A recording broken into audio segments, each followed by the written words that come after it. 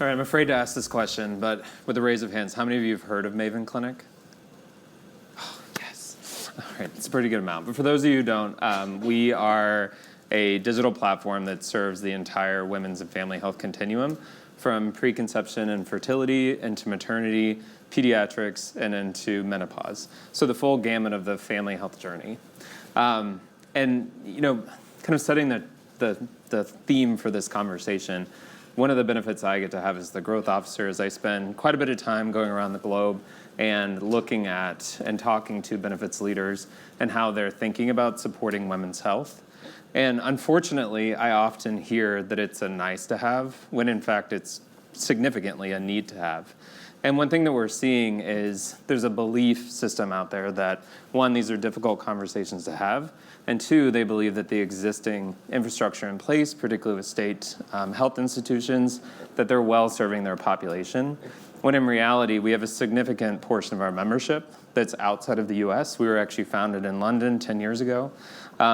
We see that members outside of the US, significantly those in state-run health institutions, that actually utilize our services more than we do in the United States. And as an American, I will trade you for the NHS any day of the week.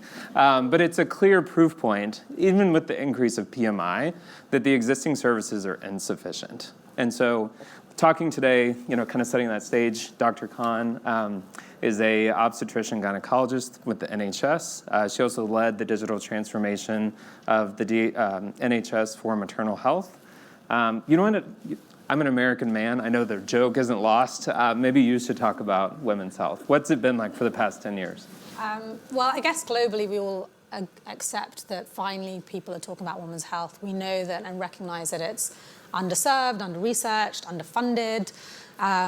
We're seeing trends in the last 10 years where people are now starting to talk about important reproductive conditions. There is greater awareness. In the UK specifically, there's been a lot of national conversation about menopause. We're starting to see a lot of policy shift towards that.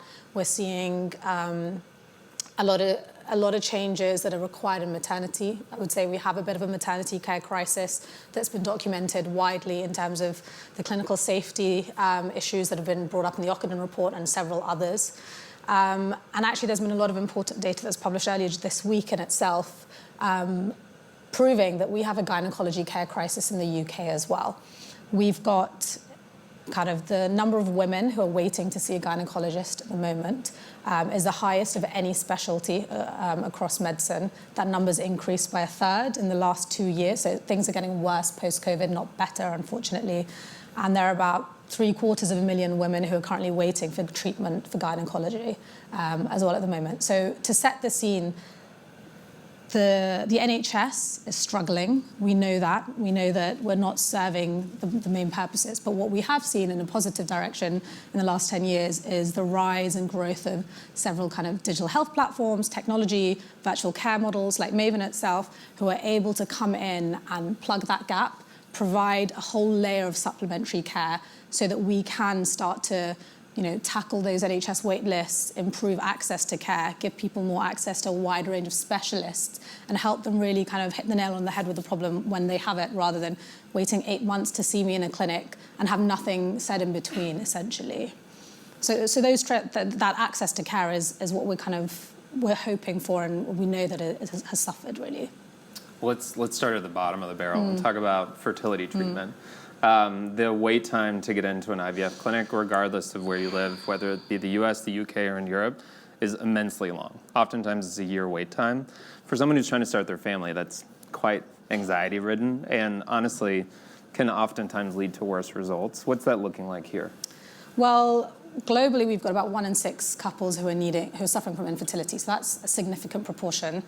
In the UK, I don't know if many people are aware of the postcode lottery that exists. So where you live will determine what kind of access you have to fertility treatment, how many rounds of IVF you can have funded.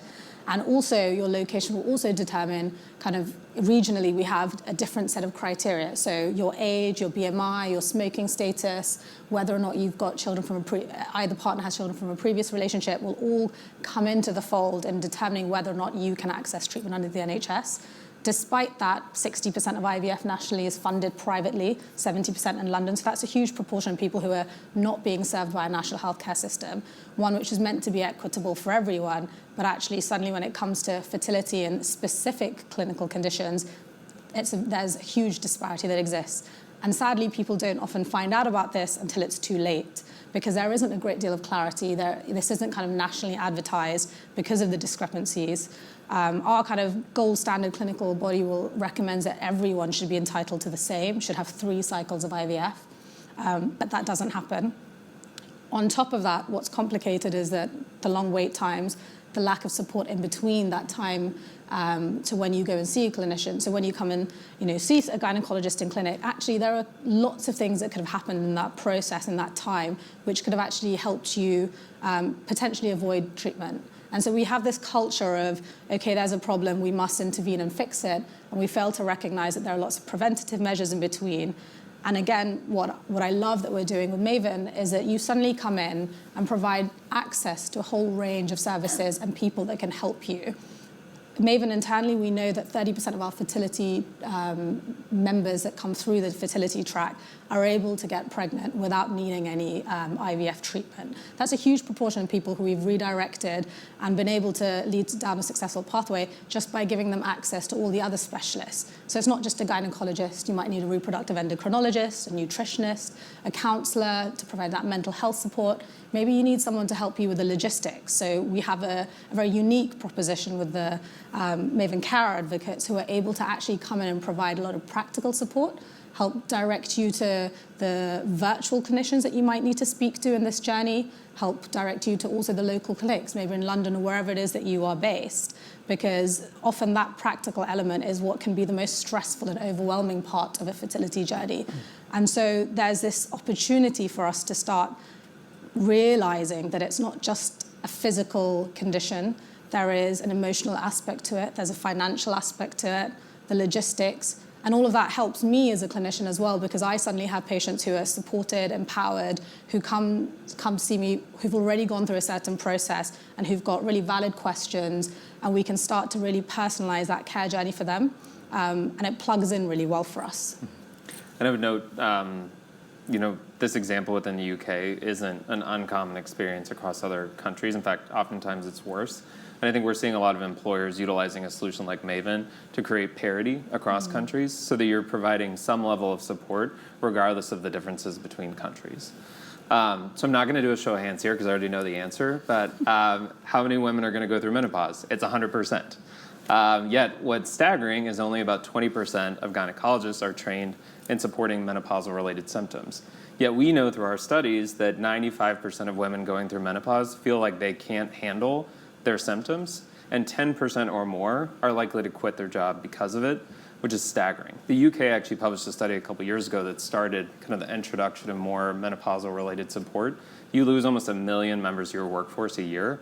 In the US, it's a $156 billion impact, and it's crazy that there's still no support for it. So how is digital health kind of filling that gap? Well, I guess I'll take it a step back and say, well, what do we have at the moment? Right now, if you want any kind of support for menopause, the first port of call is your GP. Your general practitioner, who's not exclusively trained in menopause, is expected to suddenly manage all of your symptoms. Anyone who's been through menopause understands it's, there's that physical aspect, the cognitive aspect, the emotional part of it. The management is very, very nuanced. It requires a lot of different, kind of a multidisciplinary approach. That doesn't exist in the system that we have right now. And then on top of that, to then try and get yourself to a gynecologist who might be able to provide an extra layer of care is on average about a 16-week wait on the NHS. And what you really need is to be able to instantly access all of those different people. And again, so solutions like Maven give you in your pocket, bundled up in one go, just through a couple of clicks away, an opportunity to start tackling all of those things in your own time. It doesn't take away the need for the physical care. I don't think, I think they're both complementary. But what you don't get is that holistic, personalized care in the existing model that we have. We know that, you mentioned a lot of kind of powerful data. If I talk locally, we have a lot of economic modelling that was done by the NHS Confederation, which shows that for every £1 that you spend in obstetrics and gynecology services in England, you're getting an £11 return of investment. So that's almost £320 million being reinvested back into the economy.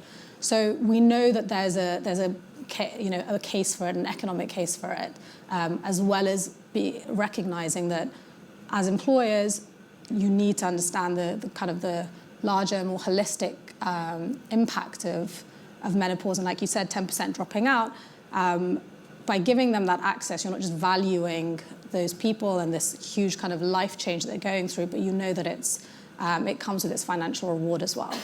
Yeah, and I think one thing that we look at in our own studies as well is the typical menopausal period is around 5 years. If you're a woman of color, it's 10 years typically, and you tend to see much more extreme symptom fatigue related to that as well. So also having a system that's developed to support diverse populations we've seen is quite important across global partners of ours. We had one of our members who's from a large tech company that we serve globally, and she wrote to us and said she'd gone to her GP. GP was like, your PMI has a service, go talk to them. I don't know. She goes to the PMI, meets with a nurse that's supposed to be a specialist. She was sent 2 articles and told to read them and figure it out. So be careful too. There's a lot of solutions out there, but oftentimes they're inadequate or they're hawking things like HRT, which we find that only 50% of members are actually best suited to take. There's a lot out there, but oftentimes there aren't holistic solutions. So try not to be all doom and gloomy, but fortunately it's going the wrong direction. One thing we're seeing is globally the maternal health crisis, particularly related to pregnancy, is meaningfully declining. Where Europe had seen an improvement in maternal mortality, we're actually starting to see that plateau. And in the US, we've seen it decline, where you, if you give birth today, are more likely to die in childbirth than your mother was. That's not advancement. I mean, it's literally the exact opposite. So with that, maternal care, I mean, this is your specialty. What's causing this? And again, how can digital health support that? So we have a system, well, regardless of whether you have private medical insurance or not, majority of people will go through kind of their pregnancy on the NHS. So suddenly there's one part of the NHS that's serving a much wider range of people. We have been plagued, I guess, in many years leading up to this point with a system that is underfunded, that's understaffed, morale is at an all-time low, and therefore we're struggling to be able to provide that quality of care that we need. We've got huge disparities in the kind of care that is happening, and that's become really evident across different regions.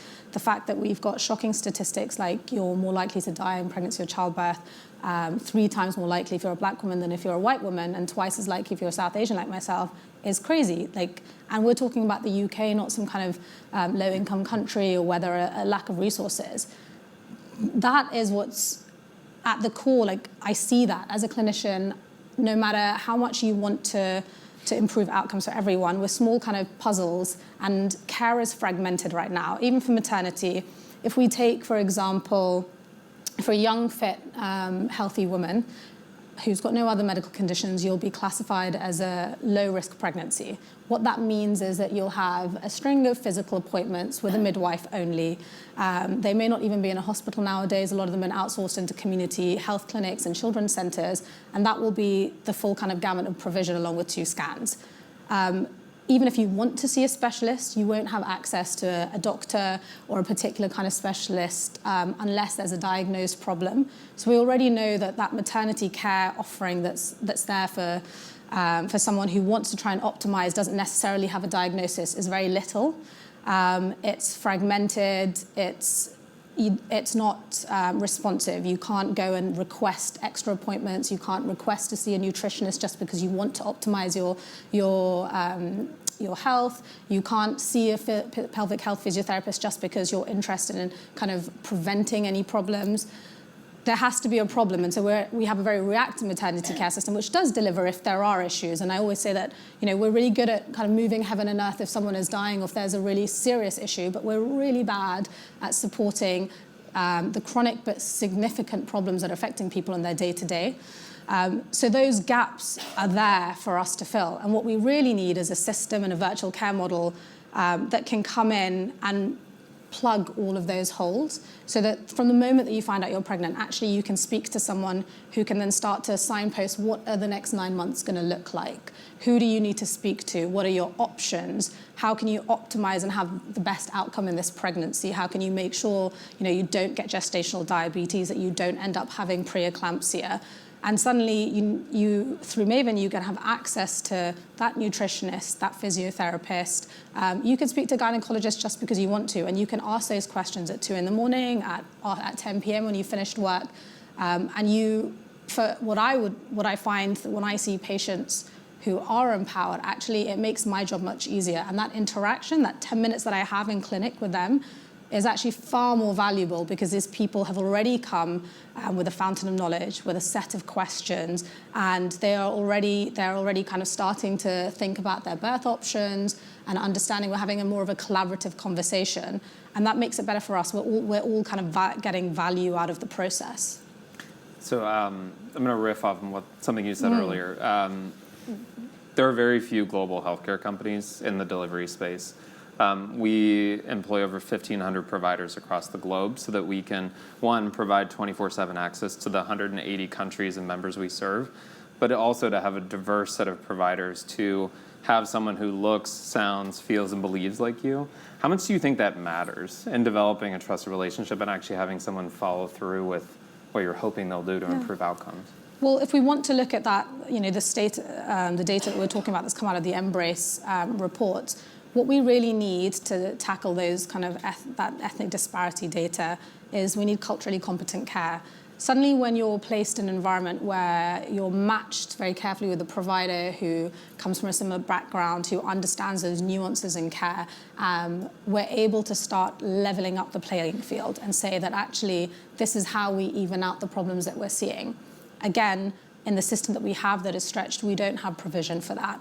But that's the only way that we can start to bridge that, because in a system that's not improving, there is no new funding. How do we start to close those gaps in that data and the disparities that we're seeing? So we have to realize that we can't rely on the NHS or even the private sector, which is run by NHS doctors and in a smaller space. We can't rely on just that physical provision of care to level out the outcomes. If we want to improve experiences and that quality of life, we have to start looking to global health solutions, utilizing technology to say, well, there are opportunities here for us to start kind of empowering patients and getting those outcomes in the end. So in the last minute, I started with, oftentimes we hear this is a nice to have rather than a need to have.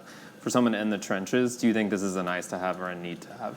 I don't know how to stress enough how important it is and how much of a need to have it is. Providing comprehensive care benefits like this are absolutely a need to have, because, like I said, we know the state of healthcare right now.